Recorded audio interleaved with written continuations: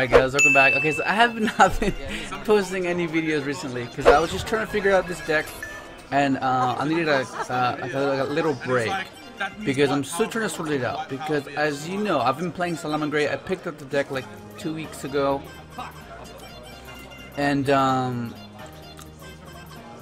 it's there's little to no room to innovate it. Like it does a particular thing so well, you just don't want to mess it up. You know, like I guess innovating just, it comes down to tech choices of how you feel like a particular card might be giving you an advantage, whether because your opponent's completely oblivious to it, it's ignorant, has no clue what it does, or it's just like you feel like it's impactful where others don't and they get caught off guard up by it. So like, yeah, I think that's as much as you can innovate it. Of course, like maybe like I mean, I'm pretty sure you can. Like, it's just that consistency wise, it'll mess with the consistency by trying to innovate it. Already it's very standard, basically like get to your Balinks, add, try to get to the pony, which is Stalio, and then special summon Jaguar, or depending if you didn't open up Gazelle, then you just special Gazelle, send a trap or a spell, or depending on what you're missing. So the deck's consistent through that. So messing with that can backfire, right? So like whatever it is you try to incorporate has to be worth it. Otherwise, why play it in the first place? You know, like because you're already within. You get a negate, and Icarus attack basically pops 2 cards or 3 cards if you like, you know. And then after that, you just recur those spells and traps in grave, right? But I don't know, like playing it, like I don't know, the 2 weeks I played it like competitively at the locals, it's I find it that I'm still not quite there yet to where I can subconsciously just play. Like I know every possible sequence within the deck, but like incorporating that within pressure with time restriction, like it's a completely different story. Like you can know the deck inside out, but if you still can't like process everything, the stress, the clock, the real time, it's a bit different because like in your mindset, in your mind, you're like, oh, I got this, you know, you're well aware, you know how to play the deck. But then once you get confronted with the scenarios that you're like, oh wow, this is a bit different, I've never experienced this before, what I do here. So you gotta like think on the spot. So it's like, yeah, so that's like as a player, you have to develop that through time. And with this, especially when you pick up a new deck, because you can know it, right? You can solitaire, you can, oh, I can do this, I can do this, but it's different when you're actually doing it. Like it's like a big, like, oh wow, this is quite different, you know. So like I think that's one of my issues right now. Like I can't subconsciously connect the sequences and like think ahead as I normally would. Like I can still have that, like just based off my experience, but like with the deck itself, like I can't like link things. I'm not sure if you guys know what I mean. It's just, although it's very simplistic, like what the deck is meant to do, like it's weird how sometimes the most obvious play is just like, why didn't I do that? Like, but that's combined. That's you as like it's you as a player. Your management, the way you process things. If you misplay it because there's a lack of being aware and knowing how to process every possible scenario all at once while maintaining your composure. Like that's everything. All that you have to have that all intact. Otherwise, it just doesn't make you a good player. Like if you know, like you need all that to be a good player, to be able to stay composed, be able to process a lot of things at once, under stress, under pressure. Like that's like a big issue that gets overlooked sometimes because it's a big thing. Like it's easy and cool to complain after, like, oh, I lost because of this, you know, like. But yeah, I mean, you can process it. You can, you know, in that moment, everything is in that moment. You have to think about it right there and then. You can't think later, like, oh, I messed up. That was your own fault. Like, you can't process, you can't think about it. But like, it's fun to complain. It's just fun. Like, it gives you like a benefit. Like, oh, you know what? I could have won. It gives you like a comfort. Like, okay, yeah. If I did this right, I would have won. But like, that comes down to you as a player. Like, if you can't process and envision those particular scenarios, and it's like, that just comes down to you as a player. But anyway, that's the I'm going up against Josh. He's so funny. He's undoubtedly one of the best players we have. And if we have this little thing that we go that we just like talk like just basically just talk crap towards each other, like within the local like local players, like all your like like yeah, this bad that.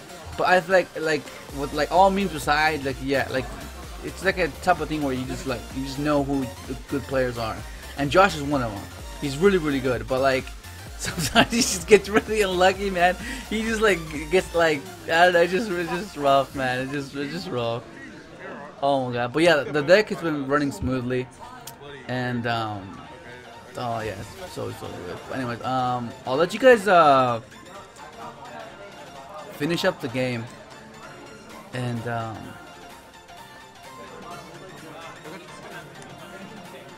yeah, enjoy the game, guys. Oh god, freaking Josh, woo!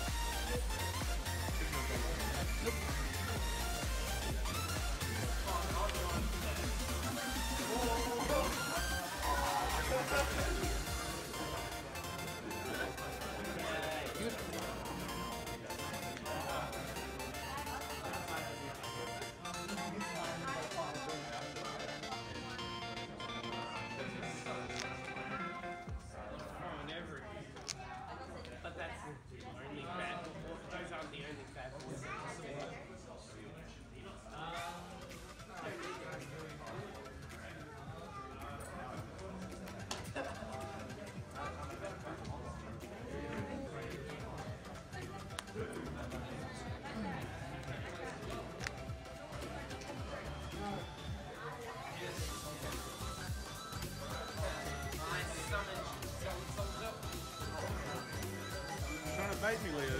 I'm not that stupid. That's not a bait, it's a legitimate play.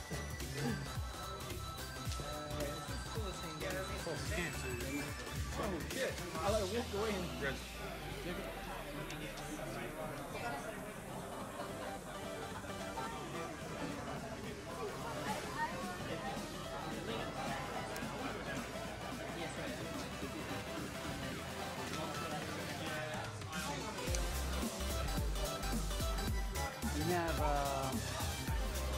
We have the food chicken, right?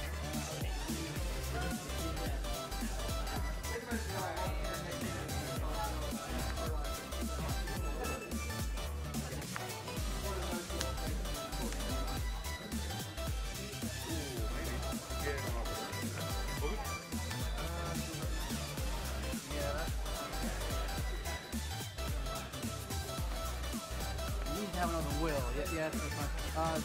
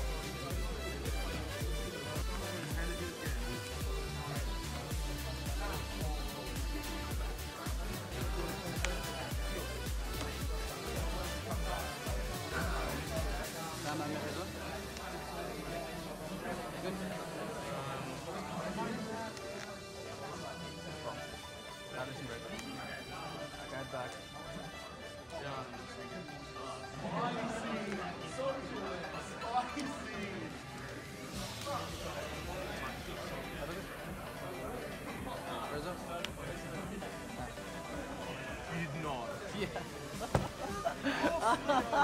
Yes.